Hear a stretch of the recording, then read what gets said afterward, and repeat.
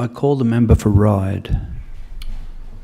Thank you, Speaker. Over the last number of weeks, I've had cause, as I'm sure many members have, to reflect very deeply on the 13th of April. And I distinctly remember it being a very unsettling time. In fact, as the news was breaking, I found it particularly unsettling, and I couldn't put my finger on why. It took a number of weeks to understand what was so odd about the news breaking. It was terrible news, but we see terrible news every day in this world, unfortunately. I think it was because in the prelude to that terrible 25 minutes of destruction, it was so unbelievably ordinary. It was a normal day in a normal place with normal people doing very normal things. Something that could have happened, as many members have reflected, in any of our electorates, indeed in many different parts of the world.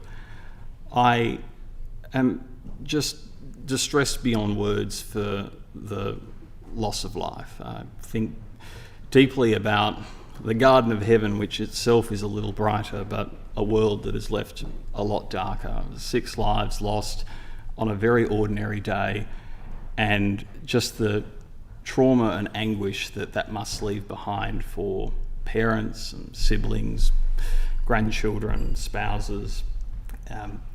It's a worst nightmare.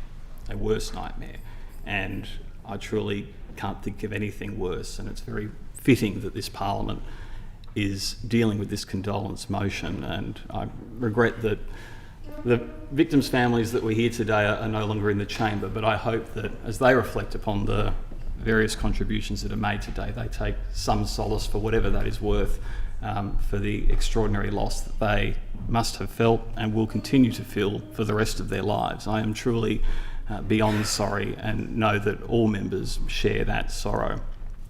I talk a lot in my electorate about the community and how it's a little bit like a tapestry. It's very diverse. It's made up of many different parts, different colours, different ideas, people going about lives in different ways. And I feel that the tapestry has been nicked away a little bit. It's lost a few threads. It's had a little bit of that bright sparkle taken from it. And that upsets me a lot, because it takes away from what is supposed to be so great about our country and our communities. I think particularly for the victims who were visitors to our country, people who are not citizens, they were here studying. I have an electorate in a university in my electorate, home to thousands of international students, just to take one example. And I think that we are supposed to be this bright, beautiful, welcoming community, reaching out to people all across the world, offering opportunity and friendship and love and harmony. And to think of that being taken away is the very last thing that I want our community to be thought of on the international stage. So I also think about it in the context of people going about their day-to-day lives, going to work and spending time and friendship.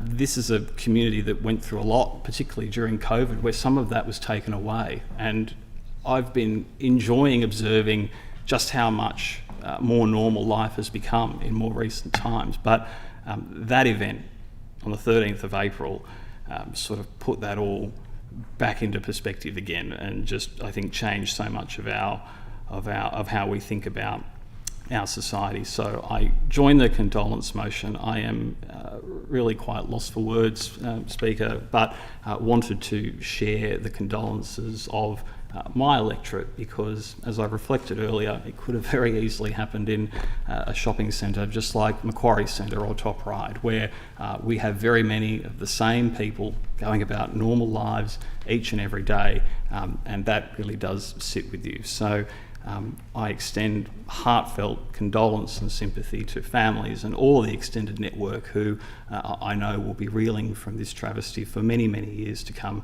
I encourage them to seek all the support that they need, but of course acknowledge that amongst all of that there were some glimmers of extraordinary behaviour, things that were not normal, but committed by normal people. Extraordinary bravery, people who rose to the occasion and who I hope, when the dust has settled on what was an awful moment in history, we can move forward with that small glimmer that there is indeed hope and a future built upon really great people who would not have thought of themselves as heroes before that day and probably won't after, but who very much are heroes and they should be acknowledged. So I thank the House for allowing me to contribute.